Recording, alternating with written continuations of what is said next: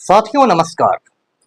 पटना बिहार से मैं Amitabh Kumar Das, IPS 94 batch, और आप देख रहे हैं मेरा अपना यूट्यूब चैनल दास बोले बिंदास। क्योंकि जब बुज़दिलों ने मुंह में दही जमा लिया हो तो दास का बिंदास बोलना जरूरी हो जाता है। साथियों, खबर यह है कि वरिष्ठ राम भक्त कंगना रनौत को एक जोरदार तमाचा जड़ा गया है और इस थप्पड़ की गूंज कश्मीर से कन्याकुमारी तक सुनाई दे रही है। अब इस वीडियो को आखिर तक दिल थाम कर देखिए।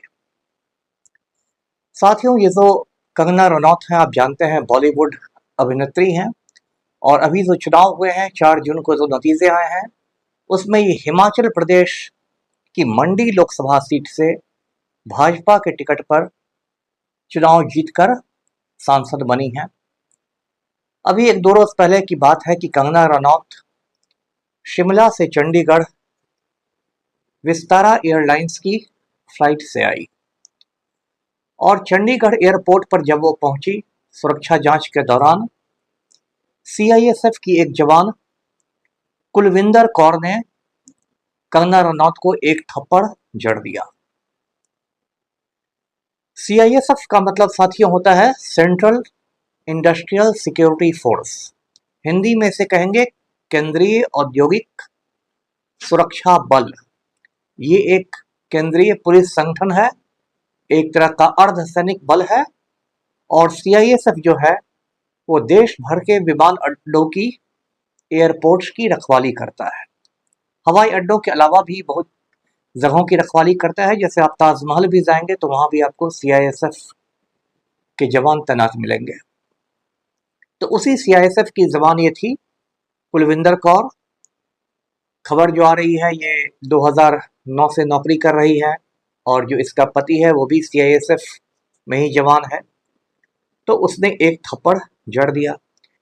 उसके बाद कुलविंदर कौर को लोगों ने वहां से हटाया तो उसने अपना गुस्सा प्रकट किया और उसने कहा कि उसने कंगना रनौत को इसलिए थप्पड़ मारा क्योंकि कंगना रनौत ने एक बयान दिया था कि ये जो महिलाएं किसान आंदोलन में बैठी हुई हैं ये तो 100-100 रुपए के लिए पहुंच जाती हैं।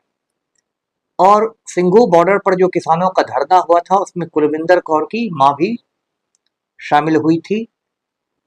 तो कुलविंदर कौर कंगना रनौत के इस बयान से बहुत आहत थी और उसने उसको थप्पड़ मार के अपने गुस्से का इजहार किया। अब जो खबर मिल रही है, कुलविंदर कौर पर मुकदमा दर्ज किया गया है और उसे सेवा से निलंबित कर दिया गया है, सस्पेंड कर दिया गया है। निलंबन का मतलब बर्खास्तगी नहीं है, अभी वो सेवा में है ही, लेकिन अभी निलंबन का मतलब ये हुआ कि वो वर्दी नहीं पहन सकती है, उसे ड्यूटी से अलग रखा जाएगा और उसको पूरा वेतन नहीं मिलेगा, उसको आधा वेतन मिलेगा जिसे जीवन यापन भत्ता कहते हैं, सब्सिस्टेंस अलाउंस कहते हैं। तो ये मोटा मोटी मैंने आपको पूरी कहानी बताई। अब जो कुलविंदर कौर के बारे में खबरें आ रही है वो खबर ये बता रही है कि इसका जो भाई है, शेर सिंह महिवाल नाम है, वो भी मजदूर किसान संघर्ष समिति का संगठन सचिव है और कुलविंदर कौर जो है वो पंजाब के कपूरथला की रहने वाली है। साथियों, सबसे पहले तो मैं आपको ये बता दूं, सभी दर्शकों को बता दूं कि मैं इस थप्पड़ कांड का समर्थन नहीं करता हूं। ये जो थप्पड़ कांड हुआ बिल्कुल गलत है। हम लोग एक सभ्य समाज में रहते हैं, जनतांत्रिक देश में रहते हैं, वहाँ थप्पड़ लप्पड़ और ये मारपीट के लिए कोई जगह नहीं है। और खासकर कुलविंदर कौर तो वो एक सुरक्षा बल में थी, वर्दी पहनती थी, उससे तो कुछ ज़्यादा अनुशासन की उम्मीद की जाती है। तो इसलिए मैं इस थप्पड़ कांड को सही नहीं मान रहा। लेकिन मैं ये कहना चाहता हूँ कि ये जो कंगना रनौत है, जो अब माननीय सांसद बन गई है और संसद में जाके बैठेगी, इसका तो समझिए कुछ दिमागी इलाज की ज़रूरत है। ये कंगना रनौत है, हिमाचल प्रदेश की रहने वाली, कब पहाड़ों से उतर के बम्बई चली आई, लोग कहते हैं घर से भाग कर आई। खुद इसने माना है कि इसके अपने पिताजी से झगड़े होते रहते थे और एक बार जब इसके पापा ने इसको तमाचा मारना चाहा तो इसने पापा का हाथ पकड़ लिया कि मैं भी आपको पिटूंगी। तो ये सब किस्से हुए। कंगना रनौत का नाम बॉलीवुड में बहुत सारे अभिनेताओं के साथ जोड़ा गया, जैसा होता है बॉलीवुड में, कभी आदित्य पंचोली के साथ, कभी शेखर सुमन के बेटे अध्ययन सुमन के साथ, कभी ऋतिक रोशन के साथ, कभी किसी के साथ। अब ये जो कंगना रनौत है, ये अपने उल्टे सीधे बयानों के लिए कुख्यात है। विख्यात तो नहीं है, कुख्यात है। एक समारोह में इसने कहा था कि 1947 में जो हमें आज़ादी मिली थी वो भीख थी, वो हमें अंग्रेज़ों ने भीख दी थी, और असली आज़ादी तो तब मिली जब मोदी जी प्रधानमंत्री बने, यानी 2014 में। अब ये इतना बड़ा पागलपन वाला बयान है कि इसके लिए तो कंगना रनौत को किसी मेंटल हॉस्पिटल में भर्ती करना चाहिए। और ये देश के तमाम स्वाधीनता सेनानियों का अपमान करने वाला बयान है। गांधी जी के अपमान का बयान है, पंडित नेहरू के अपमान का बयान है, भगत सिंह के का अपमानजनक बयान है, सुभाष बाबू को अपमान करता हुआ बयान है। क्योंकि यदि आप 1947 को मिली हुई आज़ादी को भीख मांग रहे हैं, तो इन सारे स्वाधीनता सेनानियों को आपने एक झटके में भिखारी घोषित कर दिया। तो ये कंगना रनौत की आदत है, छोटे मुंह बड़ी बात करना और सुर्खियों में बने रहने के लिए मतलब कुछ अनाप शनाप बोलते रहना, जिससे मीडिया की सुर्खियों में बने रहे। इसी तरह हाल में एक बयान इसने ये दिया था कि सुभाष चंद्र बोस जो थे वो देश के प्रथम प्रधानमंत्री थे। अब बताइए, ये स्कूल का बच्चा भी जानता है कि भारतवर्ष के प्रथम प्रधानमंत्री पंडित जवाहरलाल नेहरू थे, और उसने सुभाष चंद्र बोस को प्रथम प्रधानमंत्री घोषित कर दिया। तो लगता है कि इसके दिमाग की कुछ सख्त इलाज की आवश्यकता है। और कंगना रनौत ऐसे ही नहीं, हमेशा कुछ कुछ विवादित बयान, विवादित टिप्पणियां करती रहती हैं। और ऋतिक रोशन के साथ जो उसका खुला झगड़ा हुआ था वो सबको मालूम है। कंगना रनौत ने ऋतिक रोशन के साथ एक दो फिल्मों में काम किया था, जैसे काइट्स में काम किया था, क्रिस 3 में काम किया था। बाद में कंगना रनौत ने कहा कि मेरे ऋतिक रोशन के साथ रिलेशनशिप थे और मैं उससे शादी करना चाहती थी। ऋतिक रोशन ने कहा कि ऐसी कोई बात नहीं थी।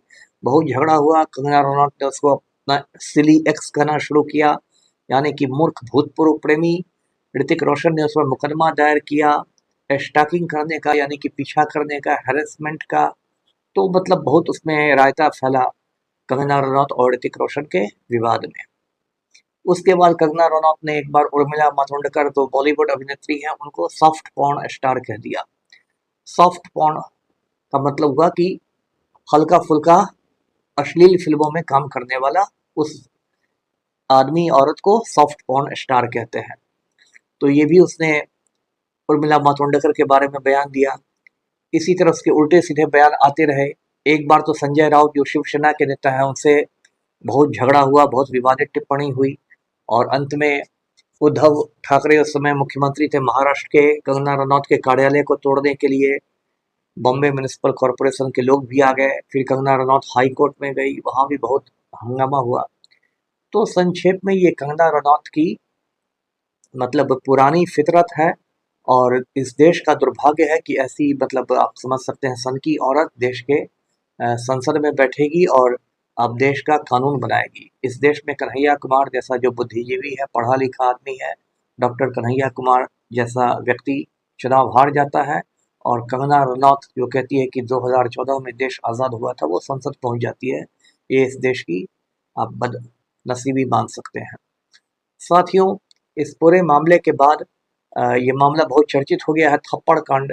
थप्पड़ कांड को लेकर लोगों की तरह तरह की प्रतिक्रियाएं आ रही हैं। जैसे मुझे जब ये खबर मिली सबसे पहले, तो मैंने मजाक में कहा कि कंगना रनौत को जो थप्पड़ पड़ी है उसके गाल पर, तो भाजपा सांसद के गाल पर कांग्रेस का चुनाव चिन्ह अंकित कर दिया गया है। इसको लेकर लोगों ने बहुत मजे भी लिए। लोगों ने कहा कि जब कन्हैया कुमार को थप्पड़ पड़ा था तो भाजपा वाले बड़े खुश थे, राम भक्त बड़े खुश नजर आ रहे थे।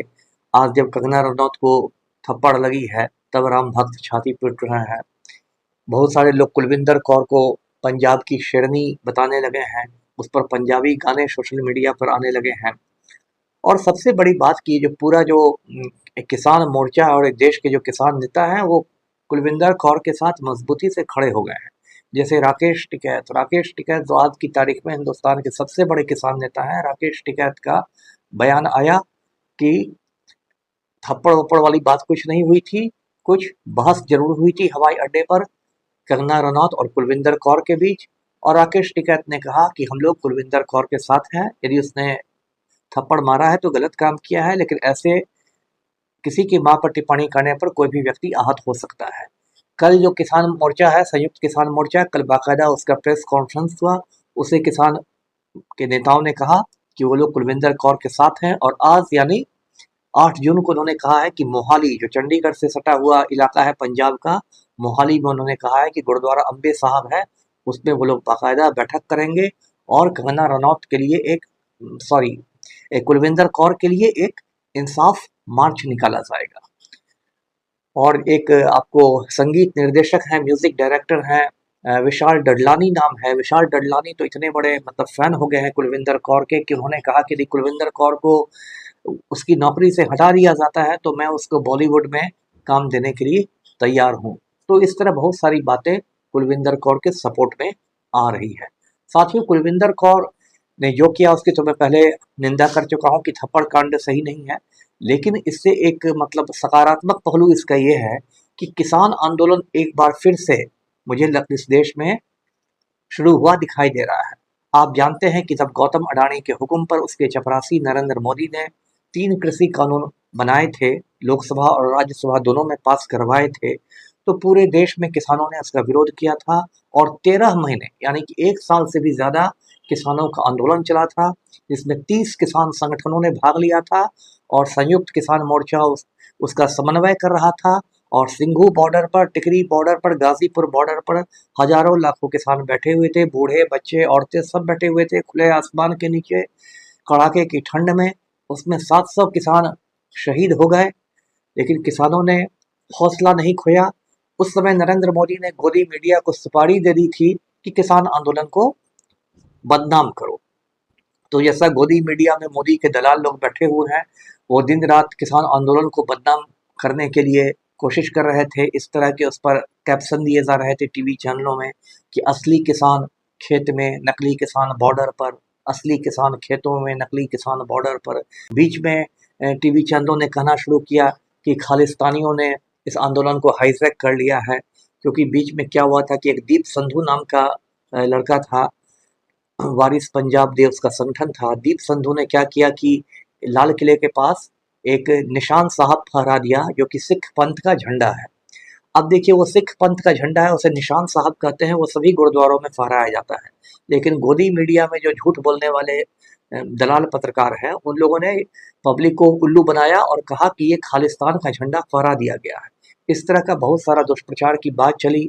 लखीमपुर खीरी में आपको क्या हुआ पता ही है। अजय मिश्रा टेनी, जो उस समय मंत्री था, अजय मिश्रा टेनी के बेटे आशीष मिश्रा और मोनू ने महिंद्रा की थार जीप किसानों पर चढ़ा दी, उसमें 5 किसान मर गए।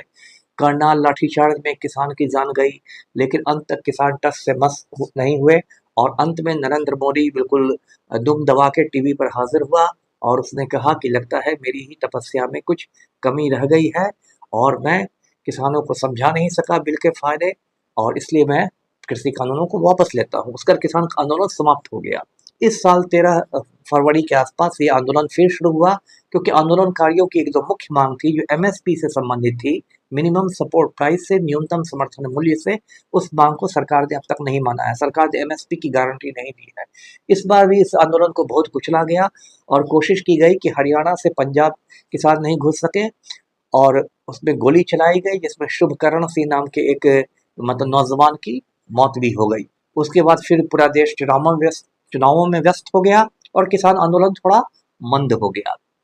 लेकिन साथियों, कुलविंदर कौर ने एक सकारात्मक काम ये किया कि उसने किसान आंदोलन को एक तरह से फिर से जिंदा कर दिया है। ये जो एमएसपी है, न्यूनतम समर्थन मूल्य वाला मुद्दा, ये किसानों के लिए बहुत मतलब दिल के करीब का मुद्दा है। और मैं आपको बता दूं कि कृषि सुधारों पर एक स्वामीनाथन कमेटी बनी थी। एमएस स्वामीनाथन बहुत बड़े कृषि वैज्ञानिक हुआ करते थे, उन्हें इस साल भारत रत्न मिला है मरणोपरांत।